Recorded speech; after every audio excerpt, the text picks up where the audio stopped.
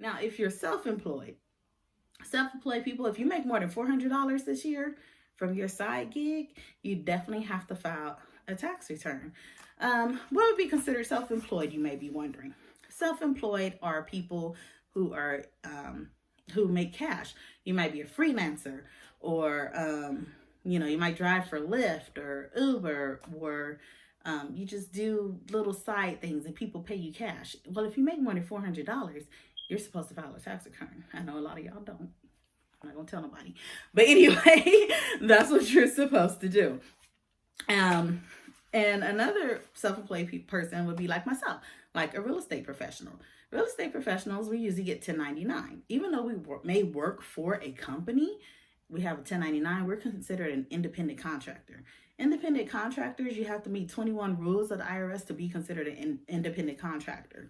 So that means nobody's telling you what time to be there. You may have an actual company that you work for, but they're not telling you that you have to be at work at a certain time. You don't have to take your breaks at a certain time. You make your own schedule, and they don't take any taxes out of your check. So that's my 1099 people. It's very, very, very, I cannot stress to you how important it is as an independent contractor, as a freelancer, as a what we call Schedule C tax preparer, how important it is to track everything. You need to track everything, all of your income, all of your expenses. Keep all your receipts. Track your mileage. If you have to travel for your job, like sometimes I have to go out and show clients home. So I need to track that. I need to track my mileage for that, because that's a write-off for me, and that helps to lessen my tax liability. So definitely want to stress you, track everything. Keep everything nice and organized. There's software, there's apps you can put on your phone that help you track your mileage and your income and your expenses to make it easier at the end of the year when you get ready to file your taxes. Because as tax preparers, we don't want to go through all your receipts. We don't want you to give us a box of receipts and then we have to go through there and figure out what you did for the year. We would like for it to be nice and organized and neat, and just kind of lays everything out and says, this is what I made, this is what I spent, and this is what I spent it on. Okay, so just a little tip there. So make life for yourself and your tax preparer a lot easier by tracking everything. Okay, it's very, very important.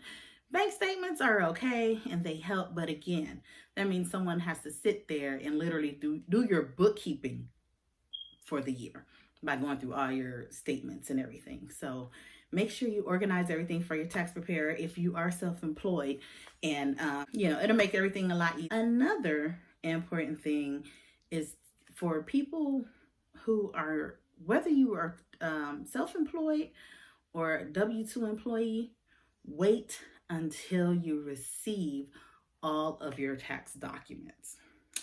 You don't want to go, as soon as you get that one W-2, you don't want to run to your tax preparer and say, hey, put me in the system, file my taxes.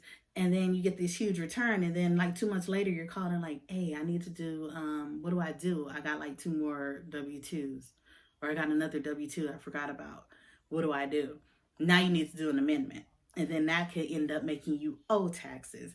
So wait until you get everything. By law, employers and anyone else who needs to send you a 1099 has until January 31st to mail that out to you. That doesn't mean you have to receive it by January 31st. They have until January 31st to mail it to you. So you might not get it until early February. So wait until you receive all your documentations. Let's be honest, y'all. If you work 2 or 3 jobs this year, you're going to be expecting 4 W-2s.